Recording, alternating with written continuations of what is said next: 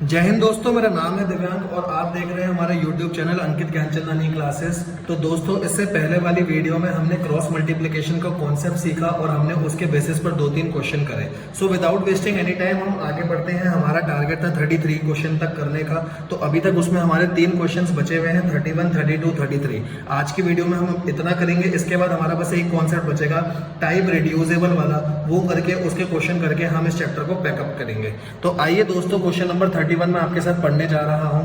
31 question को मेरे साथ साथ करिए। For which value of a and b does the following pair of linear equation has an infinite number of solution? Infinite number of solution की बस मेरे को कंडीशन बता दो दोस्तों, a1 a2 b1 b2 equal to c1 c2।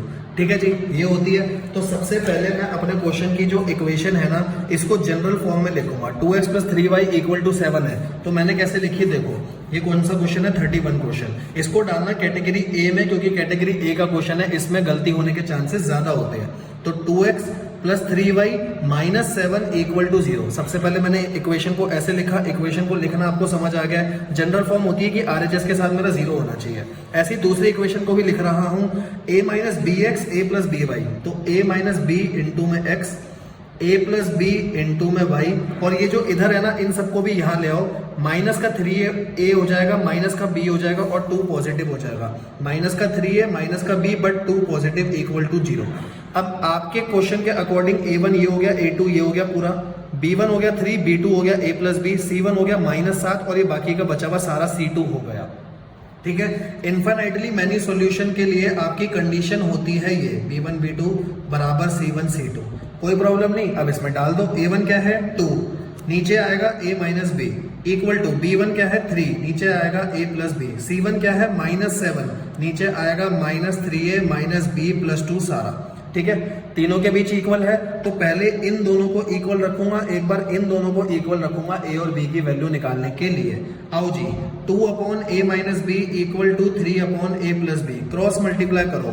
2 जब इन दोनों से मल्टीप्लाई होगा तो आएगा 2a + 2b। 3 इन दोनों से मल्टीप्लाई होगा तो आएगा 3a - 3b। कोई प्रॉब्लम नहीं। a वाले एक तरफ कर दो, b वाले एक तरफ कर दो। ठीक है, 3a 2a को इधर ले आया दोस्तों, ये हो गया -2a। यहाँ चल रहा था 2b -3b, इस तरफ आ गया तो प्लस का हो जाएगा। 2 और 3 हो गए 5b और यहाँ आ गया निकलकर a की वैल्यू आ गई 5b। ठीक है जी। अब ऐसे ही आगे इन दोनों को सॉल्व करता हूँ। 3/a + b equal to -7/- 3a - b + 2। Cross multiply करो दोस्तों। 3 को -3a से करोगे आएगा -9a, फिर 3 को -b से करोगे -3b। 3 × 2 होता है मेरा 6, यहां आएगा -7a - 7b। कोई प्रॉब्लम नहीं। आओ पहले a वाले सारे साथ कर दें। -7a माइनस का 9a इधर आके हो जाएगा प्लस का 9a। b वाले इस तरफ कर दो, 7b इधर पॉजिटिव हो जाएगा, -3b + 6। ठीक है जी। यहां हो गया 4b + 6 इक्वल टू 9 में से 7 गए 2a। ठीक है।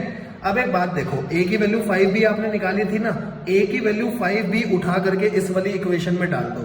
4b + 6 इक्वल टू 2, a की वैल्यू डाल दी 5b। सॉल्व कर दो दोस्तों। 10b 6 + 4b, 10b - 4b हो गया 6b इक्वल टू 6, तो b निकल कर आ गया मेरा 1। और अगर b 1 है और मैं उठा करके यहां डाल दूं, b की वैल्यू 1 है तो a निकल कर आएगा 5। a की वैल्यू 5, b की वैल्यू 1, जिस पर आपका इस क्वेश्चन की इक्वेशन को अगर मैं डालूं तो इनफाइनाइटली मैनी सॉल्यूशन निकल कर आएंगे। आइए दोस्तों चेक करके देखते हैं अपना आंसर ठीक है या नहीं। तो b की वैल्यू अपनी 1 आ रही है और a की वैल्यू अपनी 5 आ रही है। हमने क्वेश्चन ठीक करा है। तो ऐसे ही अपन सेकंड पार्ट करते हैं। सेकंड पार्ट अब मैं बोलूंगा खुद से ट्राई करो। For which value of k will the following pair of linear equation have no solution. जब भी बात नो सॉल्यूशन की आती है, मतलब लाइन चल रही है ऐसे पैरेलल, बिल्कुल पैरेलल है, कोई सॉल्यूशन नहीं है। कंडीशन क्या होती थी दोस्तों? कंडीशन होती थी a1/a2 b1/b2 के बराबर तो होगा, लेकिन c1/c2 के बराबर नहीं होगा। तो खाली मेरे को पहले ये बताओ a1 क्या है? a1 है मेरा 3, b1 है 2k - 1। ठीक है जी। आगे ये a2 है, सॉरी। अब b1 क्या है? b1 है 1, b2 क्या है मेरा? k - 1। ठीक है। और c1 c2 क्या है? c1 हो जाएगा जब मैं इधर लेकर आऊंगा तो -1, क्योंकि सबको LHS में लाना जरूरी है। और ये इधर आके हो जाएगा -2k - 1। कोई प्रॉब्लम नहीं, हमने कर दिया। और यहाँ नॉट इक्वल टू होता है। तो दोस्तों खाली मेरे को एक बात बताओ, मुझे k की वैल्यू निकालनी है कि k के इक्वल टू में क्या है। तो क्या मेरे को इनको सॉल्व करने की जरूरत है? नहीं है, क्योंकि यहाँ तो नॉट इक्वल टू आएगा। तो खाली मेरे को इनको सॉल्व करना है, मेरा k यहीं से आ जाएगा। ठीक है, इससे पहले वाली वीडियो में जब मैंने क्वेश्चन करा था तो वहां पर तो ये था a1/a2 नॉट बराबर टू b1/b2, जब यूनिक सोल्यूशन आ रहा था मेरा, वहां तो मेरे को और कोई चॉइस नहीं थी, इसलिए मेरे को करना पड़ा। बट इस क्वेश्चन में मेरे पास चॉइस है कि मैं इनको सॉल्व करके k की वैल्यू निकाल सकता हूं। तो मैं आगे का देखूं क्यों? क्योंकि वहां तो नॉट इक्वल टू है, तो बस यहां से सॉल्व कर दो। क्रॉस मल्टीप्लाई करोगे ये आएगा 3k-3, यही सॉल्व कर देता हूं, 3k-3, और 1 को इससे करोगे ये आएगा 2k-1। तो 3k-2k k हो गया, 3 - 1 2 हो गया, मतलब k की वैल्यू 2 आ रही है, जहां पर ये नो सॉल्यूशन आएगा। आइए दोस्तों आंसर चेक कर लेते हैं। तो आंसर बिल्कुल ठीक है। ठीक है जी, 31 क्वेश्चन अच्छा था, हमने कैटेगरी ए में डाला इसको। नेक्स्ट क्वेश्चन देखते हैं। बेटा मैं कैटेगरी यहीं लिखता हूं, आप प्लीज पीछे टेबल में लिखिए ताकि चीजें आसान हो सके आपके लिए बाद में जब आप रिवीजन करने बैठ रहे हैं। 32 क्वेश्चन आपके लिए मैंने छोड़ा, कैटेगरी सी का क्वेश्चन आपको खुद करना है। नॉर्मल सी इक्वेशन दे रखी है, बोला सब्स्टिट्यूशन और क्रॉस मल्टीप्लिकेशन से सॉल्व करो, खुद से कर सकते हो, just a repetition. Category C question 33 question, फिर से इसमें वही आएंगे वर्ड प्रॉब्लम्स। तो वर्ड प्रॉब्लम में आपको पता है कि मैं आपको कहां तक करवाऊंगा, मैं सिर्फ इक्वेशन बनाने तक का काम कराऊंगा, आगे का सारा काम किसी भी मेथड से आपको करना है, चाहे सब्स्टिट्यूशन से कर लो मेरे बच्चों, चाहे आप क्रॉस मल्टीप्लिकेशन से करो, चाहे आप एलिमिनेशन मेथड से करो, दोस्तों चॉइस आपकी है। तो आइए अपन एक एक इक्वेशन पढ़ेंगे और उसके वर्ड प्रॉब्लम पढ़ेंगे और इक्वेशन बनाएंगे। ठीक है जी, तो आ जाओ। Part of monthly hostel charges is fix, remaining depend on number of days one has taken food in the mess. ठीक है, when a student A take food for 20 days she has to pay 1000। देखो समझाता हूं क्या question है। ये mess का मोटा सा बंदा बैठा हुआ है जो मेस संभालता है, ठीक है जी, हमेशा गुस्से में रहता है, ऐसे मैंने बना दिए कपड़े वपड़े इसके। और यहाँ आते हैं इसके बाद छोटे छोटे प्यारे प्यारे नन्हे मुन्ने बच्चे, कहते हैं भाई हमें खाना दे दो, हम भूखे हैं, हम हॉस्टल में रहते हैं। तो ये मोटा बंदा कहता है कि भाई ऐसी बात है, तू मेरे से 10 दिन का खाना ले, चाहे तू मेरे से 20 दिन का खाना ले, तेरे को एक फिक्स चार्ज देना पड़ेगा x, कोई फिक्स चार्ज देना पड़ेगा, और इसके साथ में तेरे को मेरे को पर दिन का देना पड़ेगा y है पर डे का। एग्जाम्पल बताता हूं, उसने बोला लेट कर लो, स्टार्टिंग के 100 रुपए तो फिक्स है, चाहे तो 10 दिन ले, चाहे तो 20 दिन, चाहे 25 दिन, और अगर इसके साथ है 5 रुपए पर डे के। ठीक है, फॉर एग्जाम्पल इस नन्हे मुन्ने बच्चे ने 10 दिन के लिए खाना लिया, तो 10 दिन के लिए कैसे ये खाना लेगा, 100 रुपए फिक्स प्लस 5 रुपए पर दिन के, 10 दिन के हो गए 50 ये और 100 ये, तो टोटल हो गए मेरे 150 रुपए। आई होप आपको सिचुएशन क्लियर होगी, जैसे टैक्सी के क्वेश्चन में हम करते थे। ठीक है जी, तो अब आओ पढ़ते हैं। ए ने खाना लिया है 20 दिन के लिए और 1000 रुपए दिए। ठीक है, मैंने फिक्स चार्ज को मान लिया x, कि मेरा फिक्स चार्ज है x। ठीक है, और पर डे का जो एडिशनल चार्ज है, पर डे का एडिशनल चार्ज वो है y। तो बताओ बच्चों, सबसे पहले 20 दिन के लिए तो ये हो जाएगा x + 20y = 1000 रुपए। दूसरे बंदे ने 26 दिन के लिए लिया है तो x तो फिक्स ही रहेगा 1180। एक इक्वेशन 1, एक इक्वेशन 2। क्या आप दोनों इक्वेशन को सॉल्व कर सकते हो दोस्तों? इसीलिए मैंने कहानी के थ्रू आपको चीजें समझाई ताकि क्वेश्चन आपके लिए आसान बन सके। नेक्स्ट क्वेश्चन पे आते हैं दोस्तों। नेक्स्ट क्वेश्चन प्लीज मेरे साथ ही आप देखिए क्या क्वेश्चन है। Fraction become 1/3। मैंने बोला जब भी फ्रैक्शन का क्वेश्चन आए सबसे पहले लेट कर लो, न्यूमरेटर x है, डिनोमिनेटर y है, तो नॉर्मल फ्रैक्शन तो x/y होना चाहिए। अब पढ़ो, फ्रैक्शन बिकम 1/3, फ्रैक्शन हो चुका है 1/3, मतलब इक्वल टू में 1/3 लिख लो। आगे when 1 is subtracted from the numerator, numerator से 1 सब्ट्रैक्ट कर दो। आगे इट, ठीक है, 1 इज सब्ट्रैक्टेड फ्रॉम न्यूमरेटर, ये वाली इक्वेशन यही खत्म हो चुकी है। इट बिकम 1/4, और उसने बोला है एक बार ये 1/4 भी हो सकता है। कब 1/4 होगा? When 8 is added to denominator, तो मैंने 8 यहां पर ऐड कर दिया, कोई प्रॉब्लम नहीं, बस क्रॉस मल्टीप्लाई कर दो। तो ऊपर वाली इक्वेशन को क्रॉस मल्टीप्लाई करूंगा तो आएगा 3x - 3 = y, तो ये हो गया 3x - y = 3। एक इक्वेशन आ गई अपनी। दूसरी इक्वेशन को क्रॉस मल्टीप्लाई करूंगा तो आएगा 4x = y + 8, तो 4x - y = 8 हो गई मेरी दूसरी इक्वेशन। दोनों को आप खुद से दोस्तों सॉल्व कर सकते हो। मेरा काम क्या था, खाली इक्वेशन बनाना। तीनों मेथड आपको सिखा दिए हैं, जिससे आपका मर्जी आप उससे सॉल्व करिए। ठीक है जी, आइए अपन नेक्स्ट क्वेश्चन पढ़ते हैं।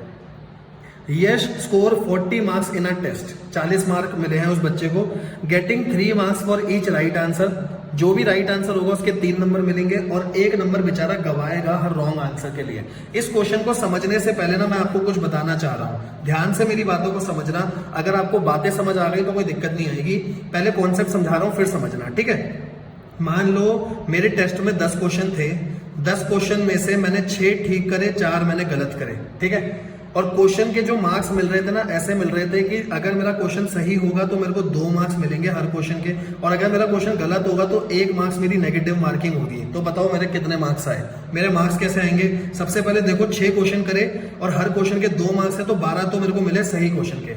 बट मैंने 4 क्वेश्चन अटेम्प्ट करे हैं, 4 क्वेश्चन मैंने अटेम्प्ट करे लेकिन गलत अटेम्प्ट करे, तो ये मेरे 4 मार्क्स डिडक्ट हो जाएंगे, नेगेटिव मार्किंग 4 × -1, तो मेरे आए 8 नंबर। कोई प्रॉब्लम नहीं। ये होता है नेगेटिव मार्किंग का कॉन्सेप्ट, जब आप एंट्रेंस वगैरह के एग्जाम देते हो वहां पर सबसे ज्यादा यूज होता है। तो इस तरीके से हम इस क्वेश्चन को करेंगे, ठीक है जी।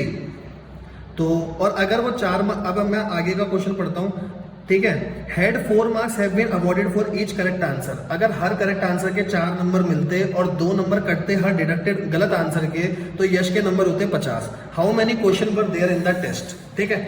तो मैं कह रहा हूं, मान लो जो क्वेश्चन उसने करेक्ट करे, करेक्ट क्वेश्चन जो उसने करे उसको हमने x मान लिया, जो क्वेश्चन उसने गलत करे, रॉन्ग क्वेश्चन को हमने y मान लिया। इसको रॉन्ग क्वेश्चन मत बोलना, इसको बोलना रॉन्गली आंसर क्वेश्चन, ठीक है। रॉन्ग क्वेश्चन गलत रहेगा, रॉन्गली आंसर क्वेश्चन इसको डिनोट करना y, ठीक है। अब देखो, अगर हर एक सही के 3 नंबर मिल रहे हैं और 1 नंबर गलत का कट रहा है, सही के मिल रहे हैं 3 नंबर 3x, गलत का 1 नंबर कट रहा है y, तो उसके नंबर कितने आए? उसके नंबर आए 240, ठीक है। लेकिन अगर हर एक सही के उसको 4 नंबर मिल रहे हैं, ठीक है, और हर एक गलत के उसके 2 नंबर कट रहे हैं, तो इसके दौरान उसके नंबर आए हैं 50। यहाँ y लिखना जरूरी है, 2y और y, ठीक है। अब इक्वेशन बनी है 1 और 2। अब इन दोनों इक्वेशन को आप खुद सॉल्व करके आंसर अपना निकाल सकते हैं। आई होप आपको टॉपिक समझ आया होगा, कॉन्सेप्ट समझ आया होगा कि किस कॉन्सेप्ट के बेस पर मैंने ये क्वेश्चन करा, ठीक है जी। अब रहा पार्ट 4 और पार्ट 5 आपके सामने, तो दोनों पार्ट को मैं समझा रहा हूं, दोनों पार्ट इंपॉर्टेंट है। इवन इस पूरे क्वेश्चन को आप कैटेगरी ए में डालते हुए चलना, ताकि कोई दिक्कत रहे ना। 4th क्वेश्चन, 2 प्लेस है ए और बी, और ए और बी के बीच में डिस्टेंस है 100 किलोमीटर का। 1 कार स्टार्ट फ्रॉम ए, एक गाड़ी यहां से चलती है, एक गाड़ी बी से चलती है सेम टाइम में। If the car travel in the same direction at different speed, same direction में चल रही है वो, ठीक है। अब सेम डायरेक्शन का मतलब क्या है? सेम डायरेक्शन का मतलब है ये भी इधर चल रही है और ये भी इधर चल रही है, ऐसे चल रही है, ठीक है जी। और एक हो गया अपोजिट डायरेक्शन। अपोजिट डायरेक्शन का मतलब ये ए और बी है, ये बीच में 100 किलोमीटर है। 2 इक्वेशन ऐसी बनेगी ना आपकी। दूसरी इक्वेशन में बोल रखा है ये इधर चल रही है और ये अपोजिट मतलब ऐसे आ रही है। तो अगर वो सेम डायरेक्शन में जा रही है तो वो मिलती है 5 घंटों में। कितने घंटों में? 5 घंटों में। और अगर वो एक दूसरे की तरफ आ रही है, ट्रेवल टूवर्ड ईच अदर, तो वो मिलती है 1 घंटे में। 1 घंटे में वो मिल जाती है। तो बताना है स्पीड कितनी है दोनों गाड़ियों की। मैं बोल रहा हूं जो गाड़ी ए से चली, या कार ए बोल दो, उसकी स्पीड है x किलोमीटर प्रति घंटा, और जो गाड़ी मेरी बी से चली उसकी स्पीड है y किलोमीटर प्रति घंटा। कोई दिक्कत नहीं। अब बताओ दोस्तों, टाइम का फॉर्मूला क्या होता है? टाइम का फॉर्मूला होता है डिस्टेंस अपॉन स्पीड, ठीक है जी। अब मैं आपको ना एक कॉन्सेप्ट समझा रहा हूं, ये सिर्फ और सिर्फ याद करने के लिए है, इसका लॉजिक नहीं है, क्योंकि बच्चा इस पेपर इसके क्वेश्चन में सबसे ज्यादा गलतियां करता है, इसीलिए मैं आपको समझा रहा हूं कैसे याद रखोगे। देखो, पहले इस वाली इक्वेशन को समझो। ए और बी आपस में आ रहे हैं, मान लो ये उंगली है, गाड़ियां आ रही है, ऐसे ऐसे आके मिलेंगी ना, ऐसे आके मिलेंगी, तो ये ऐसे समझना कि इनकी स्पीड हमें ऐड करनी है, रिलेटिव स्पीड इनकी ऐड होगी, क्योंकि ऐसे आकर मिल रही है दोनों, ठीक है जी। तो इस वाली इक्वेशन में बताओ टाइम कितना दिया उसने? 1 घंटा। टाइम है 1 घंटा, डिस्टेंस है 100, और स्पीड क्या हो जाएगी? ऐसे आकर मिल गई मतलब x plus y. Cross multiply करोगे तो इक्वेशन आएगी x plus y equal to 100। ये वाली इक्वेशन समझ आ गई आपको? अब ऊपर वाली इक्वेशन आओ। 1 उंगली यहाँ, 1 उंगली यहाँ, ये भी आगे जा रही है, ये भी आगे जा रही है, ये भी आगे जा रही है, ये भी आगे जा रही है, ऐसे ये बढ़ रही है, तो ये मिल नहीं पा रही है। ये मिल नहीं पा रही तो यहाँ मैं माइनस का साइन लूंगा। माइनस का साइन मतलब टाइम रहेगा मेरा 5 घंटे, डिस्टेंस मेरा 100 वही रहेगा, स्पीड मैं लूंगा दोनों की माइनस करके, मतलब x में से y को माइनस करूंगा। तो क्रॉस मल्टीप्लाई करूं तो कितना आ जाएगा? x माइनस वाई को ऊपर भेज दो, 5 को नीचे ले आओ। x minus y equal to 100/5, x minus y equal to आ गया 20। दोनों इक्वेशन को सॉल्व करूंगा और अपना आंसर निकालूंगा। सबसे पहले अपनी इक्वेशन चेक करते हैं, क्या अपनी इक्वेशन इसकी सही बनी है? तो इक्वेशन तो दोस्तों बिल्कुल सही बनी है। एक इक्वेशन बनी आपकी x minus y equal to 20, दूसरी बनी x plus y equal to 100। अब मैं इसके पीछे का आपको लॉजिक बताता हूँ, क्योंकि ये गाड़ी इधर से आ रही है, ये गाड़ी इधर से आ रही है, तो यहाँ दोनों की स्पीड ऐसे ऐड हो रही है। बट यहाँ से अगर आप देखो ये गाड़ी इधर जा रही है और ये गाड़ी पीछे जा रही है, तो इनके बीच में ना स्पीड कभी भी ऐड नहीं होगी, वो बीच का जो डिफरेंस है वो रहेगा। इसीलिए मैंने रिलेटिव स्पीड को माइनस करा। ठीक है जी, 2 इक्वेशन बन गई। आगे सॉल्व करने का काम आपका। तो लास्ट अपना पार्ट बचता है 5th पार्ट। आइए जी 5th पार्ट भी कर लेते हैं। क्या कहना चाह रहा है question? Area of rectangle get reduce by 9 square unit if it length is reduce by 5 unit, breadth is increase by 3 unit. वो कह रहा है जितना भी एरिया हो वो 9 से बढ़ जाएगा अगर लेंथ में 5 से कम कर दूं, ब्रेड्थ 3 से बढ़ा दूं। ऐसे ही एक इक्वेशन और दे रखी है। लास्ट में पढ़ो क्वेश्चन की मांग क्या है। क्वेश्चन मांग रहा है भाई बता दो डायमेंशन कितनी है। तो रेक्टेंगल की अगर डायमेंशन मांगी है तो मैं उन्हीं को लेट कर लेता हूँ। लेंथ हो गई x, ब्रेथ हो गई y। अगर लेंथ x है ब्रेथ y है तो बताओ दोस्तों एरिया क्या होगा? एरिया होता है लेंथ इंटू ब्रेथ, तो एरिया हो जाएगा x into y x y. पहले एरिया हो गया एक्स वाई। अब पहली इक्वेशन पढ़ते हैं। पहली इक्वेशन में बोला है कि area of rectangle 9 square unit से कम हो जाएगा, तो एक्स वाई में से 9 माइनस कर दो। लेकिन ये कब होगा? जब मैं लेंथ को 5 यूनिट से कम कर दूं। लेंथ मेरी 5 यूनिट से कम हो गई और इसके साथ ब्रेथ मेरी 3 यूनिट से कम हो गई। ब्रेथ 3 से कम हुई है, बड़ी है, ब्रेथ 3 यूनिट से बड़ी है। ठीक है जी, तो मैंने ये कर दिया। एरिया 9 से कम हुआ, ये लेंथ है ये ब्रेथ है, तो लेंथ इंटू ब्रेथ करके एरिया आता है। अब पहले इस इक्वेशन को सॉल्व करो। एक्स वाई माइनस 9, एक्स पहले दोनों से मल्टीप्लाई होगा तो x y plus 3x minus 5y minus 15। तो एक्स वाई से एक्स वाई कट जाएगा मेरा, उधर ले जाके काट दो भले। यहाँ बचा माइनस 9, 15 को यहाँ ले आओ तो पॉजिटिव हो जाएगा और 3x माइनस 5y। तो इक्वेशन बन गई 3x माइनस 5y। 15 में से 9 गए 6, 15 में से 9 गए 6, तो एक इक्वेशन आ गई मेरी ये पहली इक्वेशन। हो सकता है बच्चा यहाँ घबरा रहा हो क्योंकि एक्स वाई आ गया हो, ताकि इसीलिए मैंने इसको सॉल्व करके दिखाया कि बच्चे एक्स वाई से एक्स वाई तो कट जाएगा। आइए जी दूसरी इक्वेशन करते हैं। उसने बोला एरिया इंक्रीजेस बाय 67, एरिया 67 से बढ़ जाएगा। बट ये कब बढ़ेगा दोस्तों वो बताओ? जब x लेंथ मेरी 3 यूनिट से बढ़ रही हो, लेंथ मेरी 3 यूनिट से बढ़ रही है और ब्रेथ मेरी 2 यूनिट से बढ़ रही है, जब बढ़ेगा। तो इसको भी सॉल्व कर लो दोस्तों। एक्स वाई प्लस 67, यहाँ होगा एक्स वाई प्लस में 2x प्लस में 3y प्लस में 6। एक्स वाई से एक्स वाई कट गया, 67 यहाँ 6 लाऊंगा तो ये हो जाएगा 67 माइनस 6। यहाँ हो जाएगा मेरा 2x प्लस में 3y, तो ये हो जाएगा 2x plus 3y equal to 61।